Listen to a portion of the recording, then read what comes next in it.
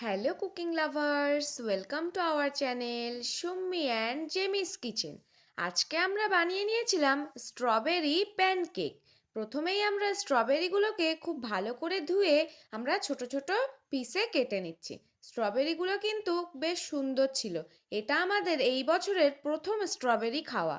স্ট্রবেরির মধ্যে আমরা এবার চিনি দিয়ে নিচ্ছি, নিয়ে এটাতে মিক্সার গ্রাইন্ডারে দিয়ে ভালো করে পেস্ট করে নেব।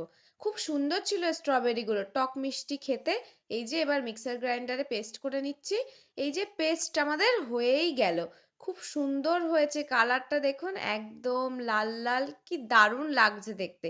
এবার আমরা একটা বলে একটু মিল্ক পাউডার দিয়ে এরপর অ্যাড করলাম চিনি।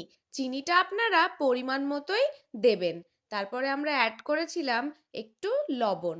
এটা কিন্তু লবণ ঠিক দেখে মনে হচ্ছে না, মনে হচ্ছে লঙ্কার গুঁড়ো আর লবণ মিক্সড করা, কিন্তু না, এটা আসলে পিঙ্ক সল্ট। তারপর এর মধ্যে অ্যাড করেছিলাম ময়দা।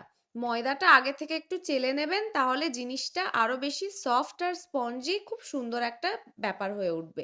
তারপরে এর মধ্যে অ্যাড করলাম ডিম। ডিমটা দিলে কিন্তু জিনিসটা খুব নরম হয়ে যায়। আর মিল্ক পাউডার দিলেও তো দুটো একসাথে যাওয়ার ফলে আরো বেশি সুন্দর সফট হয়ে উঠবে। তারপরে আমরা এটা ভালো করে মিশিয়ে নিচ্ছি। ভালো করে মিশিয়ে নেবেন, যেন এর মধ্যে একটু লাম্পস না থাকে। এরপর অ্যাড করেছিলাম স্ট্রবেরি পেস্টটা। দেখুন কি সুন্দর একটা লাল কালার, দেখেই যেন মন ভরে যাচ্ছে। এটা মেশানোর পর সাদা আর লাল দুটো মিক্সচার হয়ে একটা পিঙ্ক পিঙ্ক ভাব এনেছিল।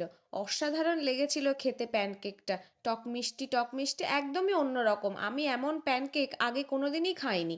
প্যানকেক নর্মালি এগ বা মিল্ক প্যানকেক বা ভ্যানিলা চকলেট এইসব প্যানকেক খেয়েছি, কিন্তু আমি স্ট্রবেরি প্যানকেক কোনোদিনই খাইনি।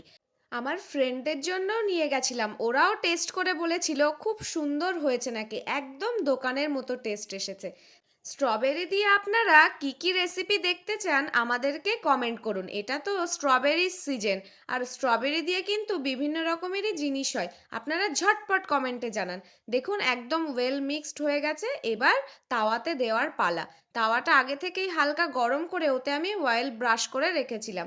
এবার প্যানের মধ্যে আমি ব্যাটারটা দিয়ে দিচ্ছি, একদম গোল গোল করে দিয়ে দিলাম, ছোট্ট ছোট্ট গোল করেছি, তাহলে দেখতে বেশ কিউট হবে।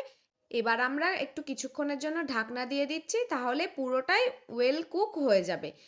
ঢাকনাটা খুলেই যখন দেখবেন যে এমন একটা ছিদ্র ছিদ্র ভাব হয়ে গেছে, তখন বুঝবেন যে প্যানকেকটা একদম রেডি। দেখুন কি সুন্দর হয়েছে, কালারটা কিন্তু অসাধারণ। বাচ্চাদের তো একদম মনে ধরে যাবে, টিফিন খুলেই বলবে কি সুন্দর একটা জিনিস। ভিডিওটা ভালো লাগলে অবশ্যই লাইক কমেন্ট শেয়ার করে দেবেন। Thank you.